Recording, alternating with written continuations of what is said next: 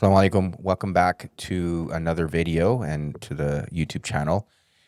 Today, I'm going to talk about something that I've been exploring quite a bit, and I see it all around me. It's also a space that I work in, and it's related to the addiction side of things.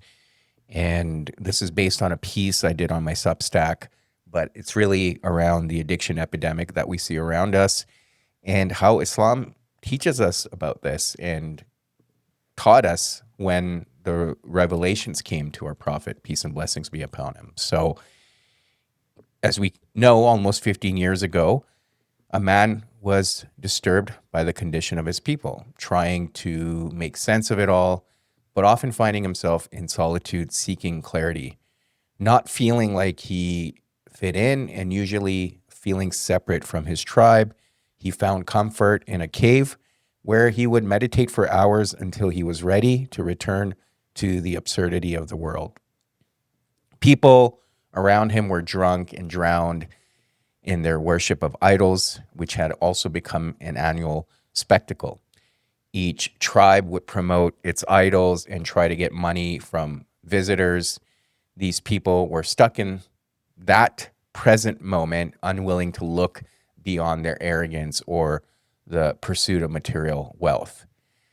As I mentioned, the man I'm referring to was our beloved prophet, Muhammad, peace and blessings be upon him.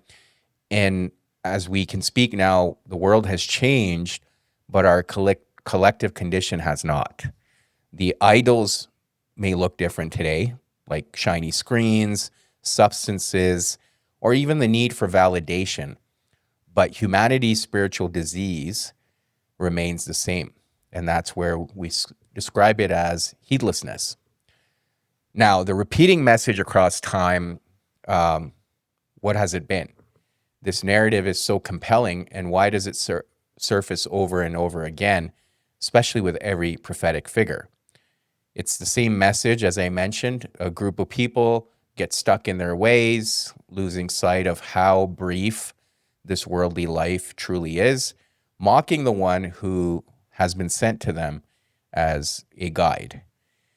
Yet the message itself continues to prevail through time, through persecution, and through generations, because truth cannot be silenced.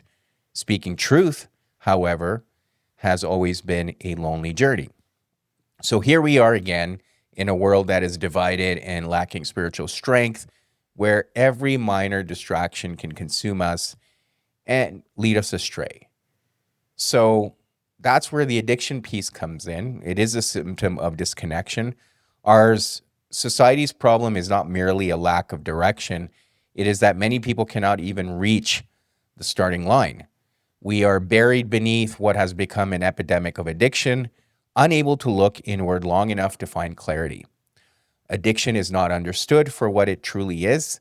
And it's not always just about substances. It is about the loss of connection, which can also come in many of our relationships. I'm a firm believer that a lot of times the addiction itself manifests through our relationships.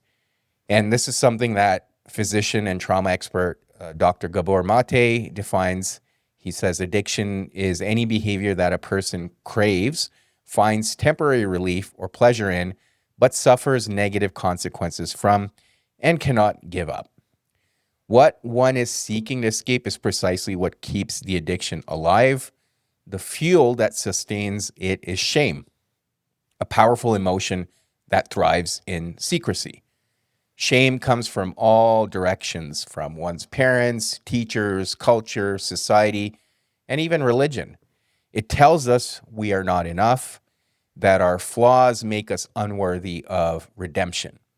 Yet, in Islam, the whole concept of tawbah, repentance, means to return. It is not condemnation, but an invitation, an opportunity to turn back towards Allah, who calls himself Al-Ghaffar, the most forgiving. So when people think of addiction, they think of alcohol, drugs, or gambling, and while those remain devastatingly common and ironically even legally endorsed despite the harm they cause, many other addictions go unnoticed. I see this daily in my therapeutic work where people are struggling with pornography, sex, achievement, and overworking. The last one in particular surprises many, but work can easily become a socially acceptable escape. Anything that numbs us from our inner discomfort can become an addiction. So then achievement, sex, and work are often glorified, making them harder to recognize as harmful. In spiritual terms, they become idols, objects of worship that promise fulfillment but leave us emptier than before. The Sufi masters call this ghafla or forgetfulness of our true nature. When we lose awareness of our creator, we will fill that void with distraction, productivity, or pleasure, anything to avoid sitting in silence with our souls. So, as you can see, this world can seem like it's been designed for temptation, and we must ask ourselves, why are we surrounded by a system that profits from our weaknesses? Why do we see advertisements portraying alcohol as a symbol of celebration when we know it destroys health, families, and communities? Why do sports leagues promote gambling websites while knowing the devastation they cause? Why does the porn industry continue to grow into a global empire? Why are social media companies openly fighting for our attention, designing algorithms to keep us hooked and hollow? These are rhetorical questions. The Quran already answered them through the story of Iblis, who made a vow to derail humanity. As Allah tells us in Surah Al-Araf, which is the 7th surah, and I will read the English translations of verse 13 to 17. Allah said, "Then get down from paradise. It is not for you to be arrogant here."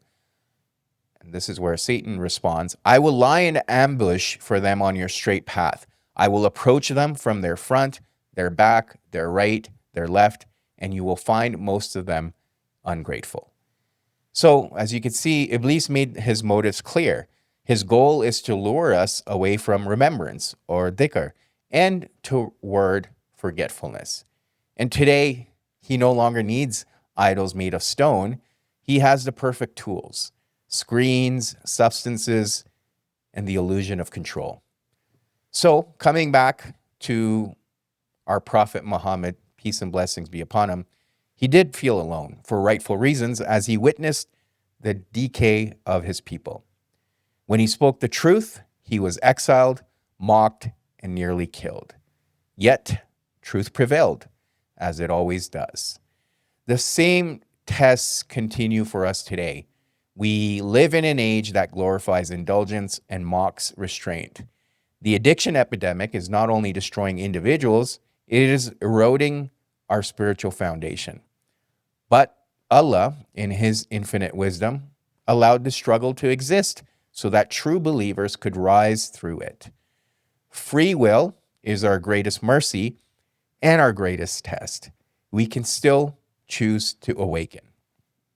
So now coming back to addiction, which thrives on forgetfulness, it is a form of spiritual amnesia. The cure lies in remembrance. As Allah reminds us, surely in the remembrance of Allah do hearts find rest.